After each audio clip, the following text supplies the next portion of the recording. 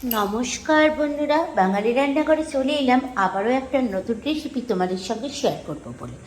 অনেক দিন থেকে ভাবছিলাম বাটা মাছের ঝাল খাবো বেগুন দিয়ে, তাই আজকে তোমার দাদাভাইকে বললাম একটু বাটা মাছ নিয়ে এসো। তোমার দাদাভাই বাটা মাছ নিয়ে চলে এসছে, আর এখন এই বাটা মাছটাকে আমি ভালো করে ধুয়ে নিয়েছি, আর ধুয়ে লবণ আর হলুদ ভালো করে মাখিয়ে নিয়েছি। দেখতেই পাচ্ছ মাছগুলো দেখে বেশ ভালো লাগছে।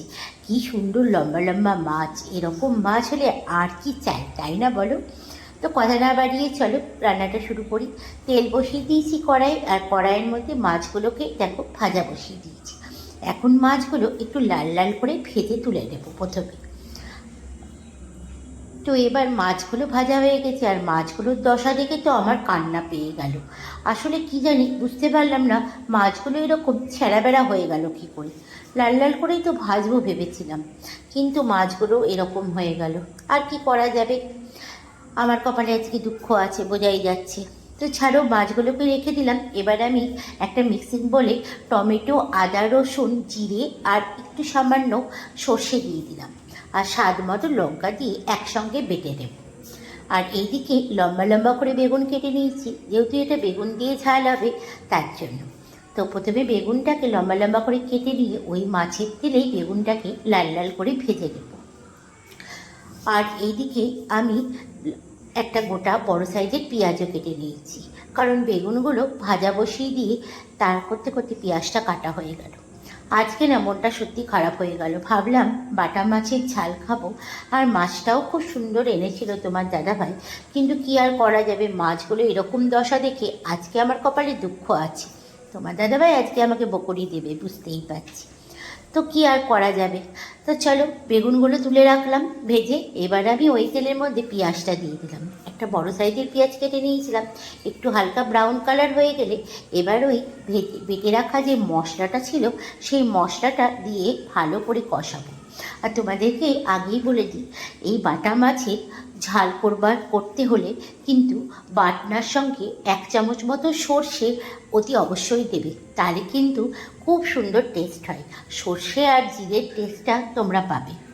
এটা কিন্তু আমার শাশুড়ির রান্না, শাশুড়ি মা আমাকে এটা শিখিয়ে দিয়েছিল। আর কালো জিরে ফোড়ন দিয়ে করলে আরও ভালো লাগে। তা আজকে আমি কালো জিরে ফোড়ন দিইনি, কিন্তু কালো জিরে ফোড়ন দিয়েও এটা দেয়। তো যাই হোক, মশলা এদিকে আবার কষানো হয়ে গেছে, দেখতেই পাচ্ছ। এবার আমি ভেজে রাখা বেগুনগুলো মশলার মধ্যে দিয়ে দেব। মশলার মধ্যে দিয়ে ভালো করে মিশিয়ে নেব। এবার আমি এক এক করে হলুদ, লবণ আর লঙ্কার গুঁড়ো দেব স্বাদ মতো। সব কিছু একসঙ্গে দিয়ে দিলাম। এবার দিয়ে আমি একসঙ্গে আবারও ভালো করে মিশিয়ে নেব।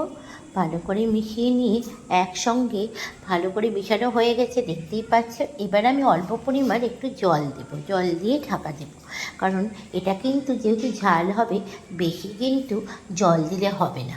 অল্প জল দিয়ে ঢাকা দেব। বেগুনটা তো এমনিই লাল লাল করে ভাজা হয়ে গেছে, অল্প জল দিয়ে একটু সিদ্ধ করে নেব। তো বেগুনটাতে দেখো অল্প একটু জল দিয়ে দিলাম, আর এখন ঢাকা দিয়ে দিলাম। বেগুনের ইয়েটা ভালো করে একটু ফুটে যাক। এই অবস্থায় দেখো বেগুনগুলো ভালো মতো আমার একটুখানি ফুটে ফুটে উঠেছে। এবার আমি যে ভেজে রাখা মাছগুলো ছিল এর মধ্যে দিয়ে দেবো। বেগুনের ইয়েটাও ভালো মতো সিদ্ধ হয়ে গেছে। এবার মাছগুলো দিয়ে ভালো করে আবারও বেগুনের সঙ্গে ভালো করে ঝোলের মধ্যে মাছগুলো ডুবিয়ে দেবো খুন্তি দিয়ে। তো এইভাবেই আমার হয়ে গেছে অলমোস্ট রান্নাটা রেডি। এবার একটা পাত্রের মধ্যে আমি এটাকে সার্ভ করে নেব। আমার বাটা মাছের ঝাল হয়ে গেছে। এবার তোমরা যদি পারো হাতের কাছে ধনেপাতা দিতে পারো, আর আমি এর ওপর থেকে একটুখানি কাঁচা সর্ষের তেল দিয়ে দিলাম, তাহলে কিন্তু আরও সুন্দর লাগে। তো চলো, বাটা মাছের ঝাল হয়ে গেছে। তাহলে এই রেসিপিটা কেমন লাগলো বন্ধুরা, অতি অবশ্যই কমেন্টস করে জানিও, আর ভালো লাগলে লাইক করো। যারা আমার নতুন বন্ধু তারা কিন্তু চ্যানেলটা সাবস্ক্রাইব করতে ভুলো না যেন, তাহলে এরকম ছোট ছোট অনেক রান্না তোমরা দেখতে পাবে।